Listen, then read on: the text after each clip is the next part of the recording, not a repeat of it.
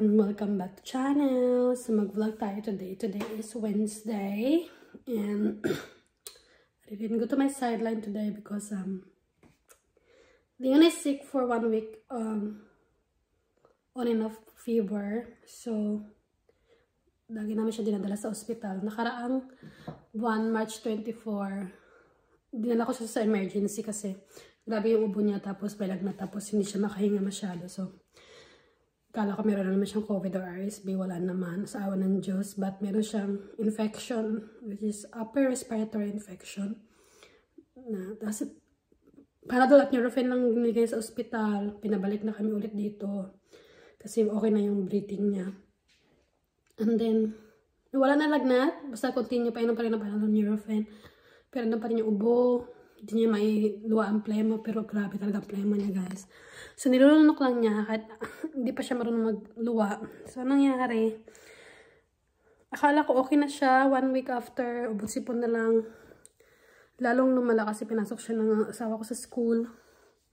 For a week again. Wala naman siyang lagnat, so okay lang. But, nawala ang ubod-sipon for 2 days. Tapos, pumalit ang lagnat. So, parang simula nung buwan na yun hanggang ngayon, hindi na nawala. Sabi ko, pa-check up na natin ulit sa doktor. So, napunta na kami ng doktor other night, Tuesday. Kasi mag-isang linggo na nga siyang nilalagnat. So, on and off yun ha. Tapos, okay siya pag may gamot. Pagtas ng gamot yun. Naglalaro siya, kumakain siya, walang problema. Wala sa problema sa pagkain. Nakain talaga siya at nainom na lalaro. Pero, babalik-balik talaga ang lagnat niya. Lalo sa gabi, magtulog na kami. So, feeling namin dahil, sinetch ko na, sabi ko sa Kairos na pag 1 week na daw kailangan na yun na antibiotics. So, kailangan punta ng doktor para i-check talaga siya. So, chinek siya ulit. Diba, ang unang finding sa kanya noong March is upper respiratory. Ngayon, nag-lower respiratory na. Pero, chinek naman daw yung baga. Okay naman daw. Mag-antibiotic na lang daw. Kasi parang sabi ng doktor, yun nga, parang siguro daw another bugs, yung another virus dumating, hindi pa tapos yung isang virus, parang gano'n. So, para sigurado mawala yung nandun sa loob sa baga niya. Feeling nila sa chest daw talaga. Kung antibiotic daw, kasi pag hindi gumana si antibiotic, i-ultrasound yung, i-scan yung niya, chest niya, which is ayaw nilang gawin hanggat hindi pa, kasi yung radiation, hanggat hindi pa nila natry lahat. So, thank God kasi nag-antibiotic siya 1 night lang. Hindi na agad siya nilagnat until now. So, she's in the dentist. Nag-dentist siya ngayon sa school nila. Iniwan ko lang siya saglit para, wala talaga akong planong dapat hindi ko siya ilalagay doon. Kaso, may dentist siya today. Kasi plano ko pahingayin siya ng a week. But, yeah. Ilagay ko siya saglit. Maglilinis lang ako ng bahay, guys. Napakakalat ng bahay kasi 1 week nga siyang may sakit. So, busy kami ni Mr. Tapos yan, hindi pa ako napag-open. Pagkagising namin, diretso na siya bihis. Maglilinis lang ako ng car. So, huwag niya itanong kung anong nangyari dyan. It's my accident. I almost burned my house. And I burned my hand. So, yan. So, makalat yung living room. Yan, makita niyo naman before and after tayo. Makalat yung playroom niya. So, yan lang. Maglinis muna ako ng car kasi yun talagang project ko. Kaya, hindi ko siya saglit. Kahit 2 hours lang, 3 hours lang, kusunduin ko na agad siya. Dalan, maglinis lang ako ng car, okay? Gamit namin sa panlinis ng car. Tsaka sponge. Ano lang, simple lang. Tapos water.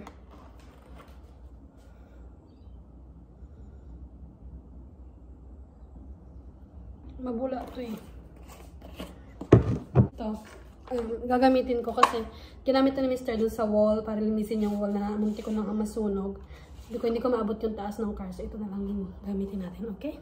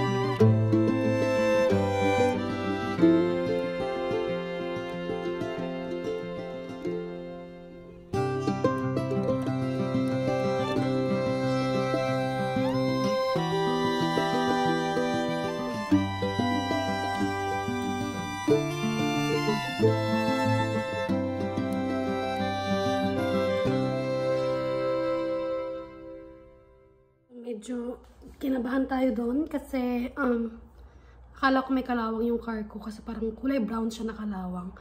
Buti na lang nung kinukuskus ko siya ng kuko ko, natatanggal siya. So, trinay ko siyang i-brush nung itong green na ito. Nawala naman siya. So, thank God. So, tuloy tayo sa paglilinis. Ito pala yung pampantuyo natin mamaya. Babalawan ko na siya ngayon. Sabunan ko na. Ito lang yung pantuyo natin mamaya. Okay.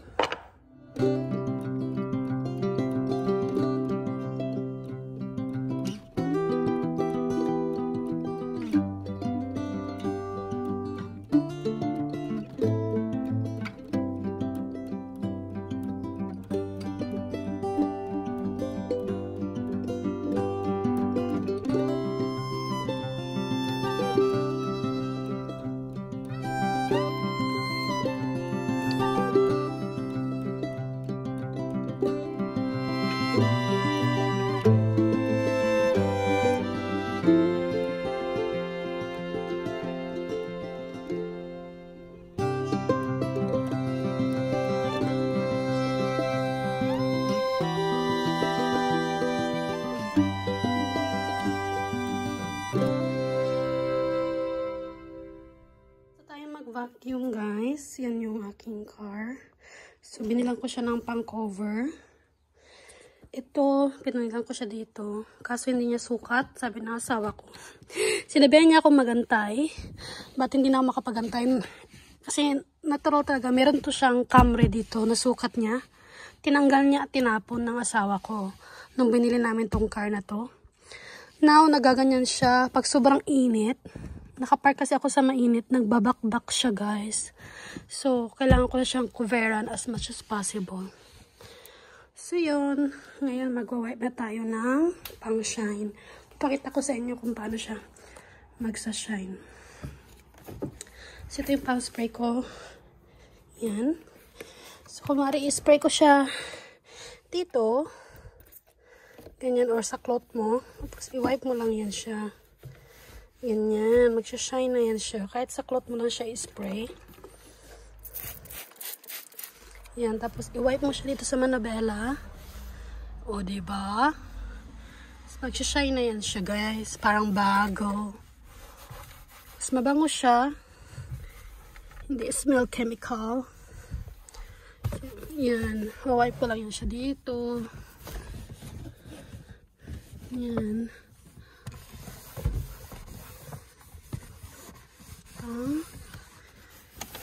Yan. Aray, gulo na ng camera ko eh. Para mukha siyang bago. Minsan lang naman ito malinisan. Eh, super busy ako. Hindi ko siya lagi nalilinisan.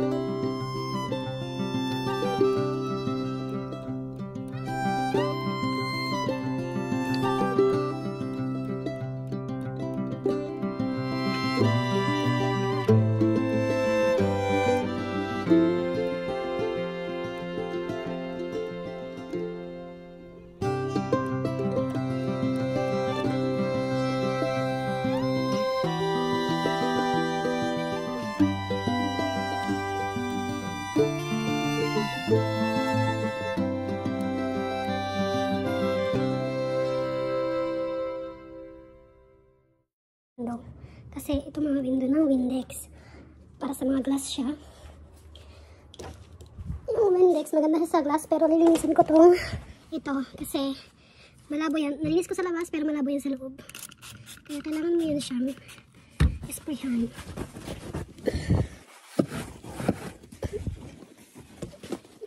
Kung may dyaryo, mas maganda.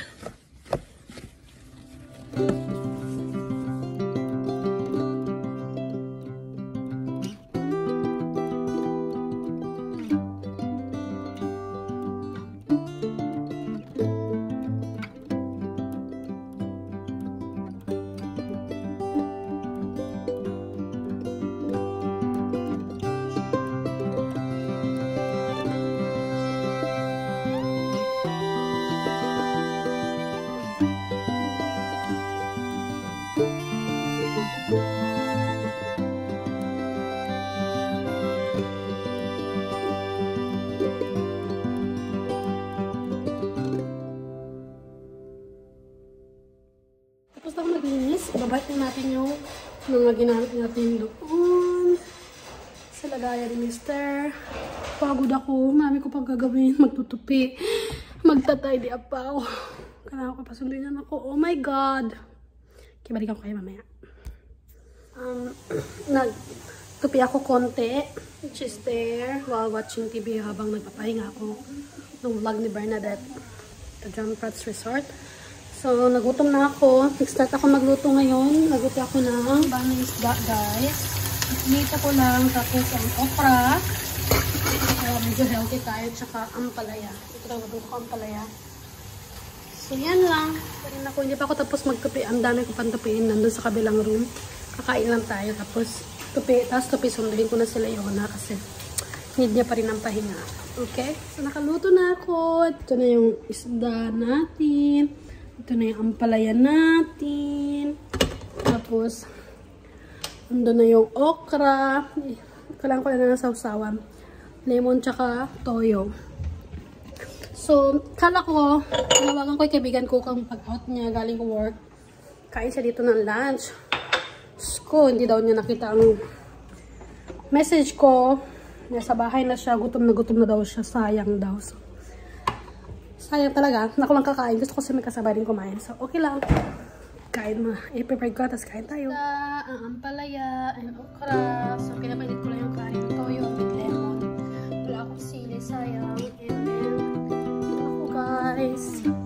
Kasi magtutupik pa ako. Okay?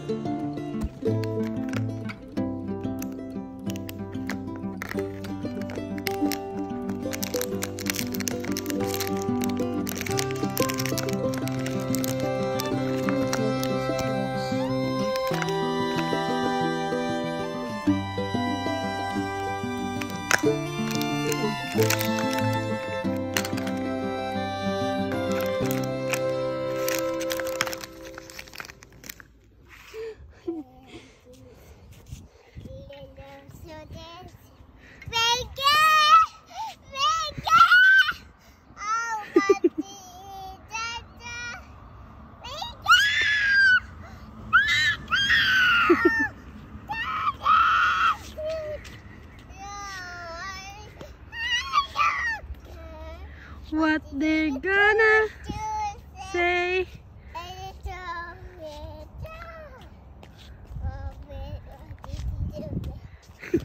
You walk here properly.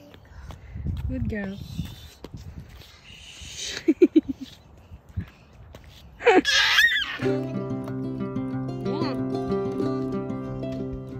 Tignan mo naman ako sa mga mata mo. Bubas ng takbo. Yeah. Ay, hold properly. Hold properly, baba. Oras natin is 5:30. Nag-early din kami kasi para matulog si Leon ng early. Linis na naman guys. Walang katapusang linis. Patatapos ko na ang tupiin, which is good. Natapos ko yung car. Linisin ang loob at labas. So, hindi ko na kayang gawin yung mop the floor and then yung shower. Maybe tomorrow. So, kailangan ko linis ng kitchen ngayon. Habang nakain pa sila yun na doon. May sounds kasi kaya baka hindi ko marinig. Baka hindi ko ma-record naman dahil may sounds. So gusto ko lang i-close yung vlog habang gusto ko ng egg sa kanya ng may milk, may cheese, butter, kasi gusto niya ganun yung scrambled. Okay? Thank you for watching. Please don't forget to like and subscribe to my channel. Hit the notification bell for more update from me. Thank you.